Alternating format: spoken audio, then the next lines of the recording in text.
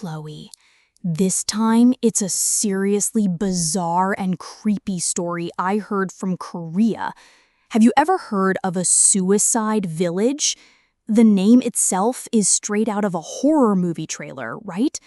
Apparently, starting in the mid-60s, in this one village, 1 or 2 people, mostly young people, would die by suicide every single year by drinking pesticide.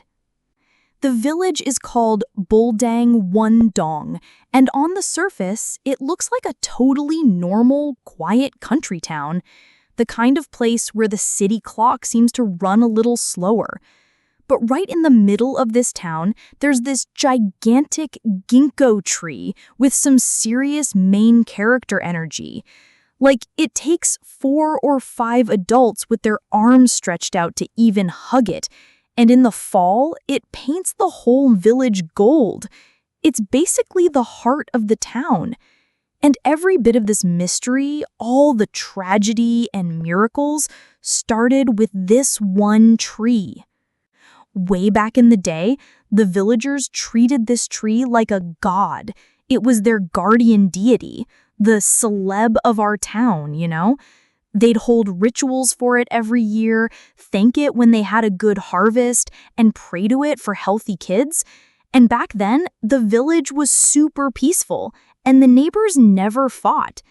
But you know how it goes. The world changed, people started making more money, and things got different. A factory was built, young people left for the city, and pretty soon you started hearing whispers like, "Come on, rituals for a tree? That's just superstition." Eventually, the centuries-old ritual was canceled, and the ginkgo tree, the heart of the village, was basically put on reed. And that's when it started.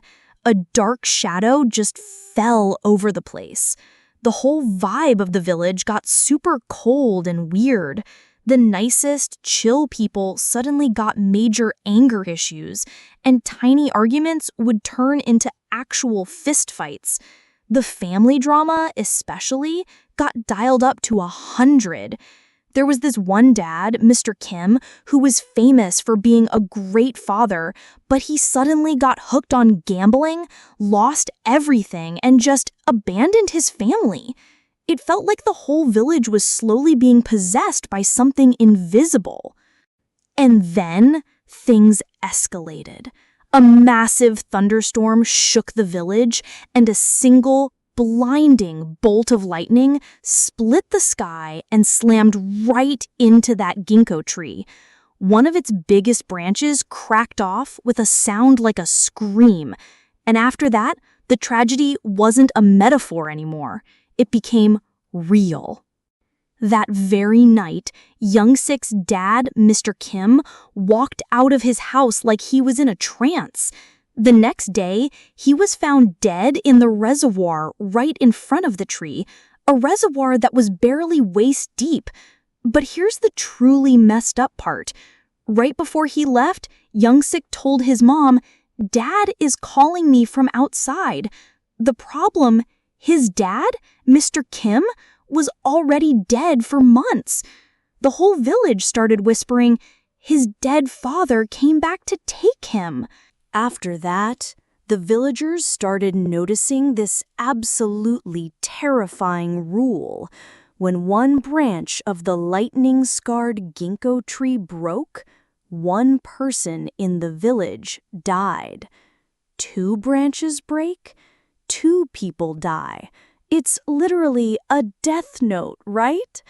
In fact, this super in-love couple, Mina and Junho, died together on the day of their engagement party. And that morning, exactly 2 branches had been found broken by lightning. Of course, there was that one too-cool-for-school guy, Sang-chol. He just laughed at the villagers' fears and bragged at the bar, "Watch me, I'm gonna go smash that stupid superstition and bring back a branch as a souvenir, bet." His friends tried to stop him, but he went to the tree alone that night. And that was the last time anyone saw him alive.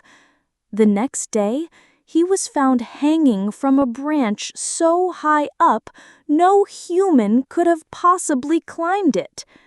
Finally, the village elders were like, "Okay, we're seriously screwed."